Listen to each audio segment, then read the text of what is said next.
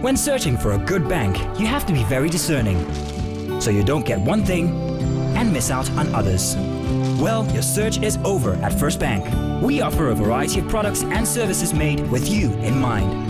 From flexible loans, easy access to cash, bill payments from anywhere in the world, to savings for the little ones. Make that switch today. Contact us to learn more about the many products and services we have designed for your convenience. First Bank, truly the first.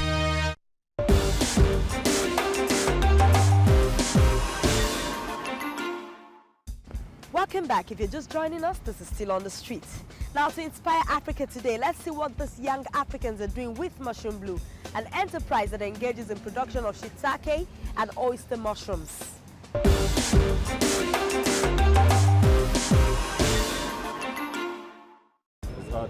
In the heart of Kenya is Mushroom Blue, a young startup managed by Yawira Gitaka, Bashir Agete, and Gregory Limbe, all fresh graduates from Nairobi University. My name is Nyawira Gitaka, and I am the Chief Financial Officer for Mushroom Blue. I'm 24 years old. I studied microbiology and biotechnology at the University of Nairobi. I am also a certified public accountant, and yeah, I'm also a conservationist. My name is Gregory Limbe.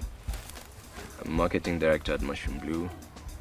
Nice, ripe, 25 years of age. I also studied microbiology and biotechnology at Nairobi Uni, Charmo campus. And we all graduated in the same year because we're all classmates. And I am also a conservationist. My name is Bashir Agete, and I am the Chief Executive Officer at Mushroom Blue. I studied microbiology and biotechnology at the University of Nairobi, and it's been quite a whole experience here. But I would like to say things that I'm passionate about, and one of them is farming. And my colleagues, they normally say I'm the farmer, so I am the farmer.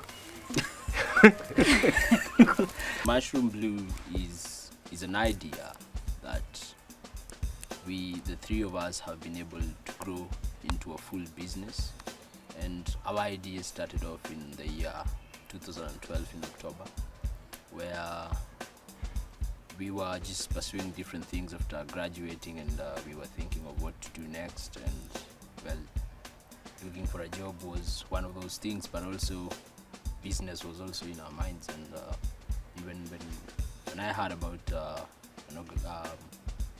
the World Bank initiative that was going on through the Climate Innovation Center that had just been launched in Kenya, and for the first time it was the first of its kind, and it was where the idea of Mushroom Blue did actually come by, and courtesy of Nyawira, who did give me the energy to actually apply, because when I mentioned it to her, she went like, we should apply. What is the worst that can happen? They can only say no. And we applied for that, and hence Mushroom Blue came by. First of all, I mean, we searched for any other crop or vegetable, rather, that could be, whose production could be done in an environmentally sustainable way.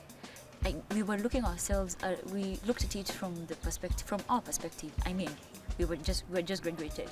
We don't have 50 acres to do maize or cabbage or whatever. So when we thought about it, I mean, we studied this in school. Why not actually apply what we studied? So we did realize mushrooms can be a viable option. I mean, even if I was to get land from someone, the most I do is set up a structure which I can take down after even 50 years. And also the fact that we could utilize agricultural waste, and it was very much in line with what we had studied. I appreciate my mother a ton for the massive amount of patience she's had to have with me, because like I graduated, and the normal fanfare of interviews here, interviews there, and straight out of uni and then tarmacking. So I had to go through all that, and then eventually I come and say, oh yes, I got a job with my classmates, we were classmates in uni, and so we're starting our own business. And she's like, oh, that's a good initiative, and I was happy. And then started, the build up to, and the fact that I'd go to work and then I'd come home and I have nothing to show for it because my pocket is still empty. And she was there, she's like, I think as this is building, we need to find something else, which makes a lot of sense. But then at the same time, I was thinking, I joined up with this. I want to be there the whole time. I don't want to be dealing with it as a convenient kind of thing. Like, maybe let me stay, maybe. No, I was there because I knew, this is going to come through. And so it was just that constant leave the house in the morning, come back at whatever time I come back. And it doesn't look like I've done anything. And that really was an issue in the house. But then now as time has worn on, and I suppose we've got some measure of success. Obviously not where we want to be, but I think now it is shown that perseverance really does pay. Mushroom Blue uses agro-processing waste to grow the mushrooms. The waste is processed, sterilized, packed in growing bags and inoculated with spawn to professionally produce ready-to-grow bags which can be sold to local mushroom farmers.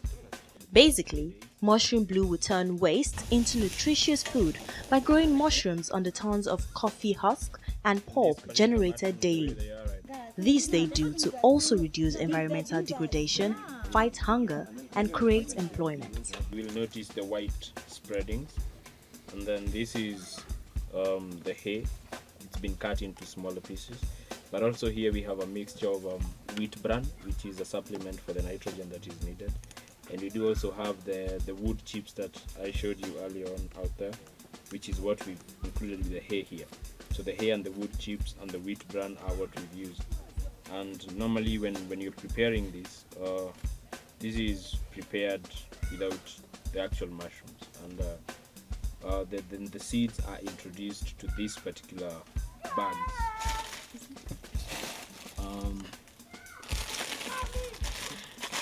From this level, this is where you introduce your seeds from. Yeah? And you will pour some in here and then block this with cotton wool. Yeah? And it starts germinating and it will spread from the bottom or from the top to the bottom. Yeah? And the white growth just happens to take over everything, which is now what we call colonization. Now once it's reached the bottom, you remove the cotton wool, and in here we have this, which is a hygrometer. And this hygrometer, what it does, it monitors the relative temperature, the relative humidity and the temperature in here. And as of now, you will see the relative humidity is at 82 degrees and the temperature is 17 degrees centigrade, which is what is ideal for the growth of the mushrooms. So after you've changed the conditions in here, what happens is your mushrooms will now start to pop. And they start to pop, they start forming these pins right here. This process is called pinning. This is what forms first, and it develops to this particular stage right here. It develops to this stage.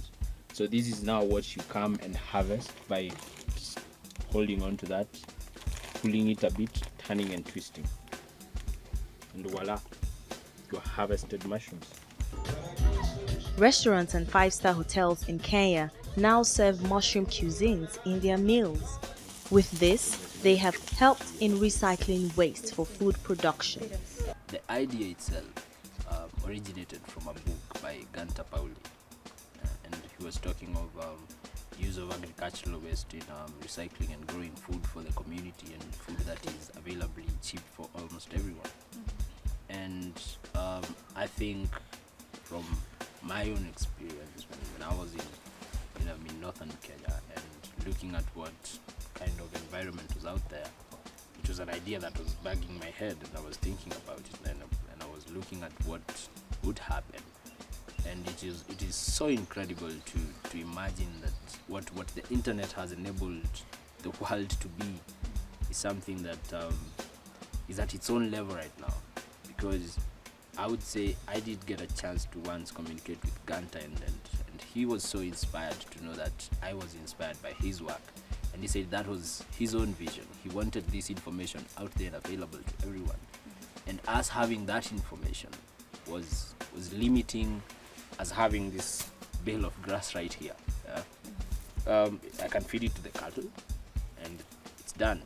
But when I take this and goes through the process and it comes out as growing media of the mushrooms, I can feed this whole village, which is something very incredible. Yawira, Bashir, and Gregory also treated our crew to mushroom delicacy. I want to taste first. Come on.